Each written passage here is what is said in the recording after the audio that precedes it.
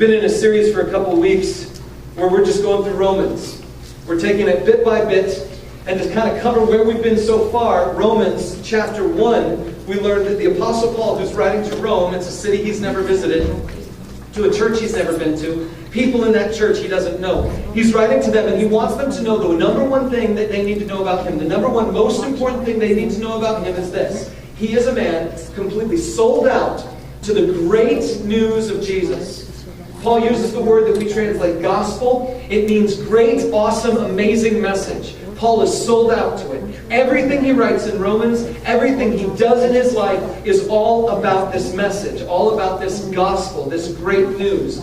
We spent some time looking at the book of Mark in the Bible, and we called that Great News Series 1. This is Great News Series 2 because now we're in Romans and we're learning the next layer, the next level, the next aspect of it, and it's the significance of that great news. Paul is all about it. But before he can get to the significance, which starts in chapter 6, really, he has to start by unpacking for us all the details of the gospel itself. And chapter 5 is where we get the last piece of the puzzle. Chapter 5 is where all of the other things get put together. So chapter 1, Paul says, I'm sold out to it. Then the second half of chapter 1, all the way through 3:20, Paul told us that God demands total righteousness, and you are not righteous. And I'm not righteous. None of us is righteous. And the only standard God has is righteousness or not. Either you are righteous, and the biblical word for righteousness simply means you've always done the right thing. So either you've always done the right thing and you're with God, or you haven't always done the right thing and you're under God's wrath. That's the word, wrath, that we see all over in chapter 1:18 through 3:20. And then 3:21, Paul gives us this amazing word that is so wonderful and powerful. It's the word but. It starts this section. And Paul says, but now something completely different has started. But now righteousness is available to you outside of your behavior. And this is an amazing thought.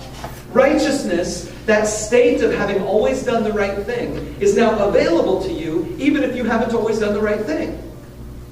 And so then 3:20 through 4:25, Paul unpacks for us that faith in Jesus, this belief that God did in Jesus what he said he did, and that God will do in your life what he says he will do, that simple faith is what allows God to place righteousness on us.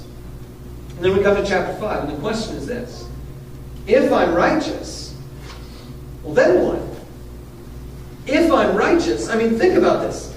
If, in God's eyes, I've never done anything wrong, and I currently am righteous, that must mean that God and I are like, we're like that. It just means that God and I, we're in tight with each other. Because if I'm totally righteous and that's what he demands and that's what he asks for and I'm that, then I'm in, right? I'm in. The problem is you and I don't feel that way all the time. Have you ever felt like God was out to get you? Or that maybe you were being punished for something? I remember I was talking to this guy. He came to our church a couple years ago, about a year ago now, I guess. He came to our church, told me in an email after the service that he thought our church was great. It was wonderful. He was looking for a church. He's a fellow who's been bouncing around to a lot of different churches in this community, and he finally settled in here for that one Sunday and thought it was awesome. He said it was great. And we got into this email conversation back and forth where I was asking him, well, what is he looking for in a church and some things like that. And eventually he got to this place where he told me that he believed God was punishing him for some previous sins. And his previous sins included these two basic things. Number one, in his past he had been an alcoholic. And for 5 years, he had been sober and clean. But in the more recent past, he had an iPod that was stolen from him, and he still was mad about it. And because he was still mad about it, and because he still couldn't forgive this other person, he believed God was punishing him. And we got into all kinds of a discussion over email that he was absolutely convinced that God was out to get him, that God was punishing him for his past, for his sin. And even though he had repented, even though he had asked God for forgiveness and all those kinds of things, he still felt punished, that God was still out to get him. And he's not the only guy. I've spoken to at least 4 other people who felt the same way, that God was trying to punish them, that he was out to get them. And this is because of 2 things. Number one, we sometimes think in terms of forgiveness not in terms of righteousness. In terms of forgiveness, that means, okay, I did something wrong, now God has to forgive me for that one wrong thing. And you and I know this. I can forgive you for what you did yesterday, but tomorrow I'm still going to remember it. We know that, right? And I can forgive you for what you did yesterday, but next year when you do it again, I'm going to remind you. And so we think in terms of forgiveness. God doesn't do that, though. See, He's talking about something different. He's talking about righteousness. And righteousness is when He takes Jesus' goodness and He picks it up and He puts it on us. So if we're righteous, why do we still face trouble? Why do we still face hardship?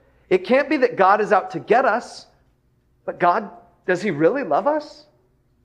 See, if Romans chapter 3 and 4 are true, then we should be experiencing something with God that we're going to look at today that should go far beyond what we actually experience. Check this out with me. In Romans 5, Paul begins to talk about if what I've just said is true. Okay? So look at that with me. The first word there is therefore. Romans 5:1. He says, therefore, meaning I'm now going to tell you something that's the result of everything I just talked about.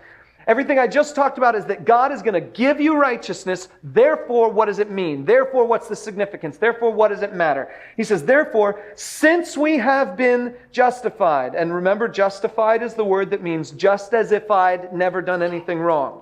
That's how you remember justified. It's the Greek word righteousness turned into a verb. So if you take righteousness and turn it into a verb, you've got righteousify someone. I'm going to righteousify someone. I'm going to make someone righteous. We translate it justify because righteousify isn't a word, but it's the same Greek word. In Greek, there is a verb and a noun for the same word. So this is what Paul means. When he says justify, he means since God has made you righteous, since in God's eyes you've never done anything wrong, since in God's eyes you are perfectly morally clean, then what? Since we've been justified through faith, we have peace with God through our Lord Jesus Christ. As we look at this passage, we're going to look at the reasons, or because we have been made righteous, what are some results? And Paul gives us 3. The first result is that one that he mentioned right there. We have peace with God. So if you're taking notes, go ahead and jot that one down. It's not on the screen, but go ahead and jot it down. We have peace with God. If you have your own Bible, circle it or something so that you recognize it. We have peace with God. Now for Paul, he is a Jew. And when a Jewish person says the word peace, even though he's speaking Greek and it's getting written down in Greek, he's thinking in Hebrew. And in Hebrew, the word is shalom. And when you and I think of peace, we think of peace as the opposite of war. And this makes sense in the context. Because remember, back in Romans 1, Paul said that basically God was at war with us. That because we were sinners, God's wrath was against us. So that means that effectively we're His enemies, therefore effectively we're at war with God. That's the concept. And so this peace here makes total sense to us. But it's far different for Paul. I mean, it makes sense for Paul, but it makes sense in a different way. For Paul, peace is the Hebrew word shalom. That doesn't just mean there's no war. It means everything is right. Everything is the way it should be. Now, this is fascinating. See, from the days of Adam, human beings have been stuck in the way things should not be. God created Adam and Eve. They were perfect. They had never sinned. He put them in a garden. It was perfect, and all the food was provided for them, and it was this wonderful thing. He created them to have a relationship with Him, and He was in a relationship with them. But from the moment they sinned, the whole rest of the Old Testament is one story after another story, reminding us that things in the world are not the way they should be. They're messed up. It just doesn't work the way it should be. So now when Paul says we have peace with God, he's saying now it's all back to the way it should be. Peace. Shalom. But he says more. He says we have peace with God through our Lord Jesus Christ, through whom, here's the second one, we've gained access by faith into this grace in which we now stand. We use grace like an attitude, but Paul is using grace like a location. Grace in which we now stand. It's this place where I am. And I stand in this grace, and he's not talking about physical standing, so I don't have to be in this one spot. It means wherever I go, I'm in a state of grace.